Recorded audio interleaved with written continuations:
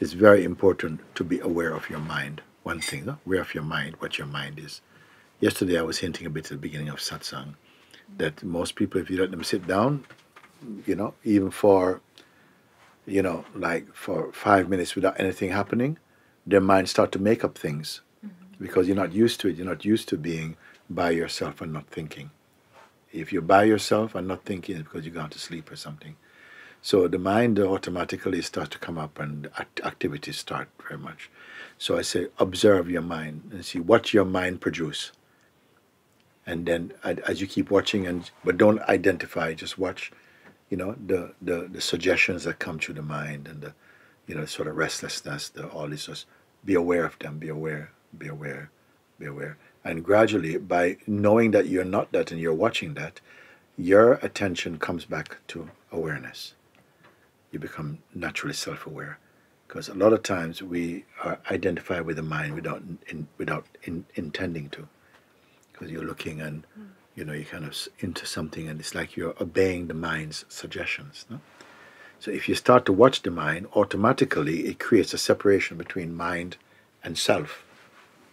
This is very good, very important thing what I'm sharing.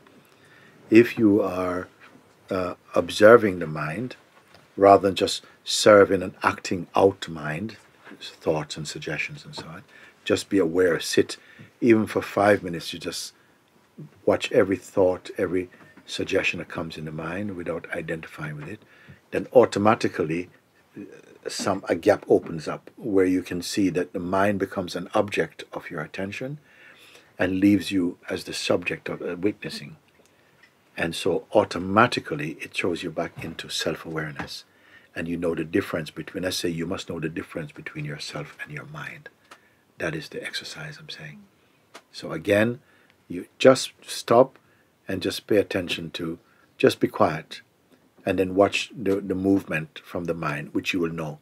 Thoughts, feelings, memory, sort of like projections, imagination, images, all these are coming from mind.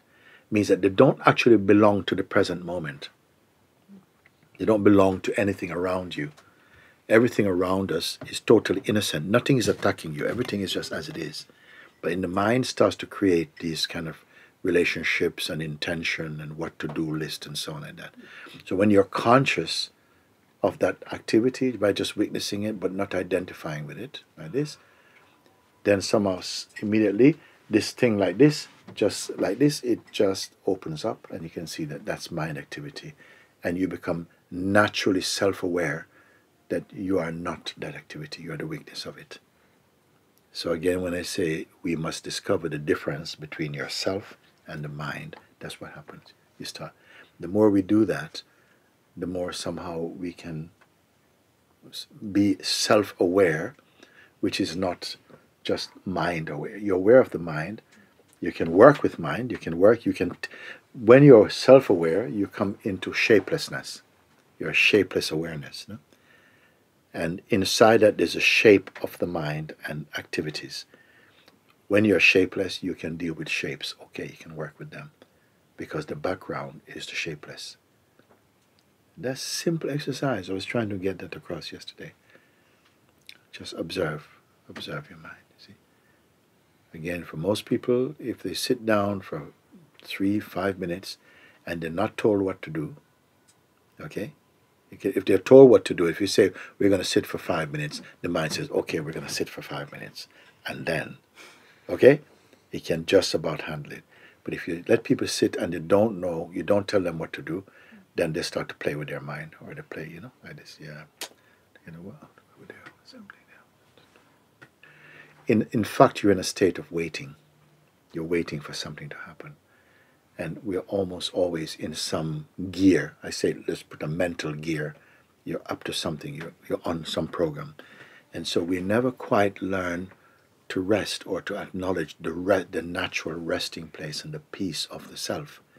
Like we're unaware of our natural peace. Your being should not be governed by your mind. But in the state of the functioning consciousness, you should be in the background awareness. So you can watch everything. You don't reject it cynically. You're aware of it. But when you're self-aware, then your actions become cosmic manifestation, meaning that the actions that it was made to perform. And that's why everything becomes easy, because you don't have to plan that. It's just the life is already supporting the activity, which is a cosmic manifest functioning. The other functioning I call mind activity, which a lot of time we're living in mind activity, mind generated activity, means that the activity which has no real fruit. It's like a fruit tree that bears no fruit, except the fruit of just disharmony and suffering. So that thing, the mind generated activity, which is where the ego lives, that activity where in the world is very highly engaged with. Procrastinating, fantasizing, wishful thinking, memory, subjective, interpretations and stuff like this. And that makes the house busy. So when it comes time for conscious resting, it's like we don't know what to do. There's so much resistance is in the system. It feels like, you say just to close your eyes and people start to feel restless. I said, don't try and stop the restlessness. Let the restlessness come and begin to observe it with detachment. Don't try and shut it down or find some kind of distraction for it. Let the restlessness come. Feel it in the body. That's the beginning of your healing and the beginning of your self-awareness. Feel the restlessness. Something. And said, okay, let that happen. Don't try and stop it. Just be in the place of just the awareness.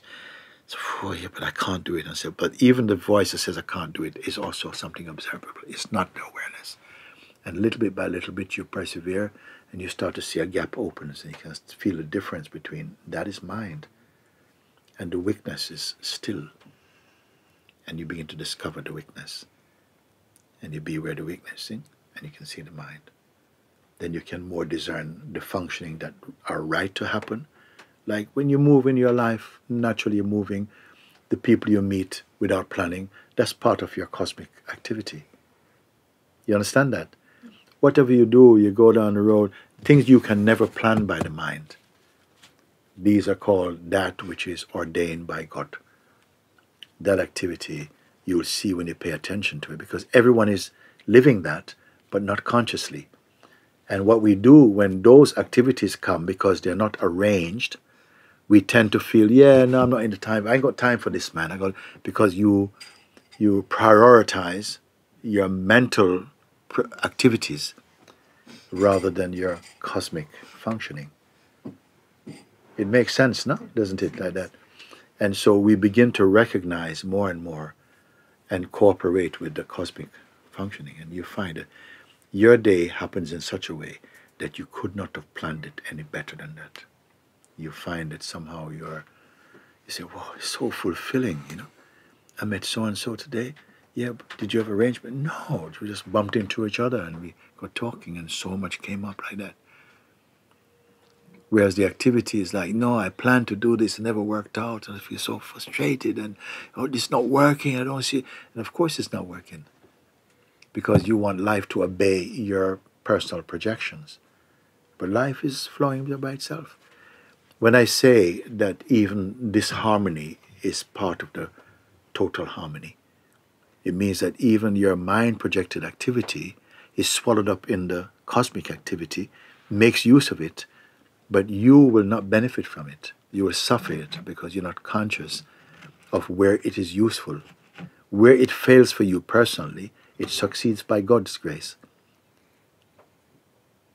He will use your malfunctioning to support something else that was the intention of the cosmic functioning. Because when I said many years ago, consciousness never wastes any of its activity. So what you think is waste for you, it's already used it. Turns everything into compasses, everything is working. But you are not conscious. When you're conscious of your consciousness, then you're full of praise and gratitude to God. You say, wow, no human being could plan that. The greatest planner could not arrange this, because this happened by itself. And this is what I'm pointing out. So beautiful. And everyone is at the highest part of yourself in your core. You are that. We are that. But in our expression, because we entertain and believe ourselves to be the ego, which is a part of the total functioning, but very, very narrow. You're living in this very narrow path. But that narrow path is just a little blip in the infinite scope of consciousness. So if people could just understand that and just somehow register that internally, it's already the fruit of that is amazing. When I say this is a fruit that never becomes oversweet, and every day becomes your best day, something fresh. If it's not like that, we're living too much in the mind like that.